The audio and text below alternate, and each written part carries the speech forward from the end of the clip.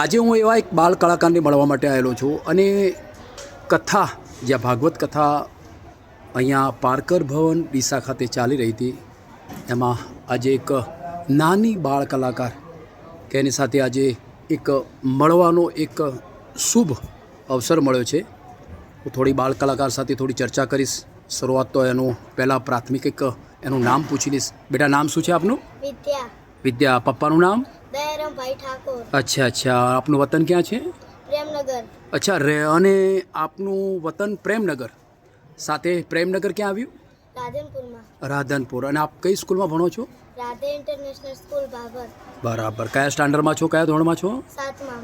ધોરણ 7માં. બાળા ધોરણ 7ની અંદર પોતે અભ્યાસ પણ કરે છે અને પપ્પા વ્યવસાય પોતે એક સંગીત શિક્ષક છે. ખૂબ જ એક ગૌરવવાળી વાત છે. બટ આ તને આજે સંગીત અત્યારે હાલતું જે અત્યારે ગાઈ રહી છે, હાર્મોનિયમ જે વગાડી રહી છે, એની પ્રેરણા આપને કોને આપી? મારા પપ્પાએ આપી છે. અરે વાહ, એનો કેવો ગર્વ છે તને? બહુ સારો ગર્વ. એમ? પપ્પા કેવા હોય? સારા. હે? અરે વાહ, વેરી ગુડ. દીકરીએ બહુ સરસ મજાની વાત કરી કે મને આ જે સંગીતની પ્રેરણા મારા પપ્પાએ એટલે મારા પિતાજીએ મને આપેલી છે. મમ્મી શું કામ કરે છે? મમ્મી ઘરકામ કરે છે. અચ્છા. મમ્મી ઘરકામ કરે છે. મમ્મી પાસેથી કંઈ શીખવા મળે છે? હા, મમ્મી પાસે શીખવા મળે શું શું છે. શીખવા મળે છે? આપણે કેવી રીતના બહાર જઈને રહેવું એ બધું શીખવા મળે છે મમ્મી પાસે. અરે વાહ, દીકરી એ પણ સરસ મજાની વાત કરી કે મમ્મી પાસેથી પણ એવી પણ પ્રેરણાઓ મળે છે કે બહાર કેવી રીતે રહેવું, એવી પણ સુંદર મજાની વાત કરી. સાથે એની સાથે એક બીજી પણ ચર્ચા કરીશ કે આપ સંગીતની અંદર શું શું આપને ફાવે છે બેટા? મને સંગીતની અંદર ગાતા ફાવે છે અને અત્યારે હું હાર્મોનિયમ થોડું શીખી રહી છું. અચ્છા. દીકરી એવી વાત કરી કે અત્યારે મને પણ ગાતા પણ ફાવે છે.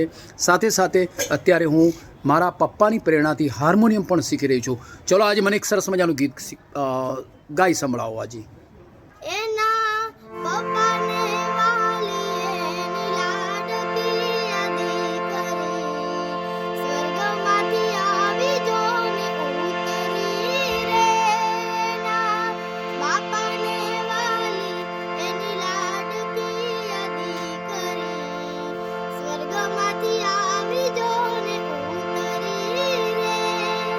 સ્વર્ગમાંથી આવી જોને કોઈ પરી રે. સ્વર્ગમાંથી આવી જોને કોઈ પરી રે.